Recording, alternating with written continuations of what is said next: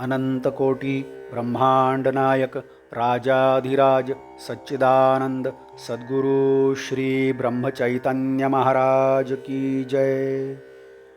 श्री राम समर्थ। 3 अक्टूबर। अहम भाव से भगवान को देखने वाले को उसकी प्राप्ति नहीं होती।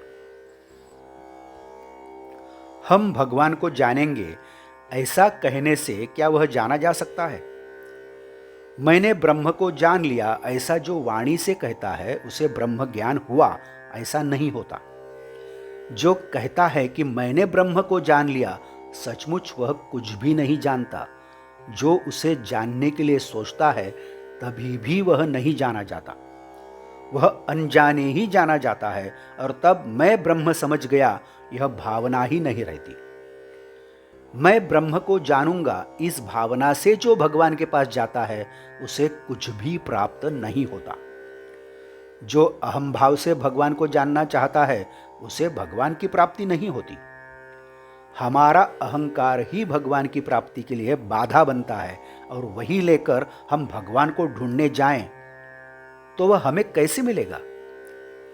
हमारे और भगवान के बीच अहंकार का झीना पर्दा होता है। उस पर्दे के कारण भगवान हमें दिखाई नहीं देते। वह पर्दा हटाने पर भगवान हमें दिखाई देने लगेंगे।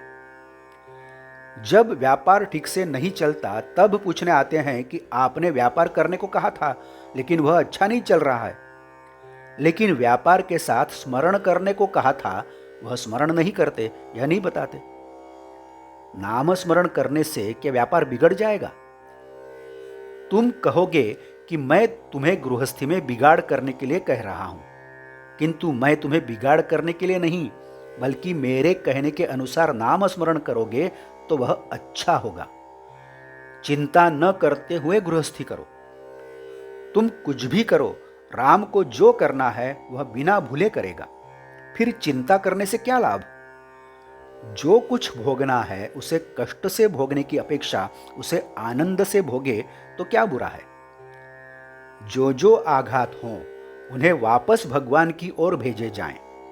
हमारा उन आघातों से कोई कर्तव्य नहीं, ऐसा समझते रहें। हमें मनौती मनानी हो तो हम ऐसी मांगे कि हे भगवान, तुम मुझे जिस स्थिति में रखो उस स्थिति में आनंद हो, उससे मेरा संतोष बना रहेगा।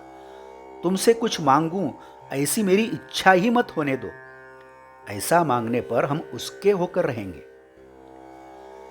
मनुष्य की शांति में बिगाड़ पैदा होने के संसार में 2 कारण होते हैं। एक, जो उसे चाहिए वह न मिलना, और दूसरा, जो उसे नहीं चाहिए वह मिलना। लेकिन जब इन 2 में से एक भी हमारे हाथ में नहीं है तो हम दुख क्यों करें?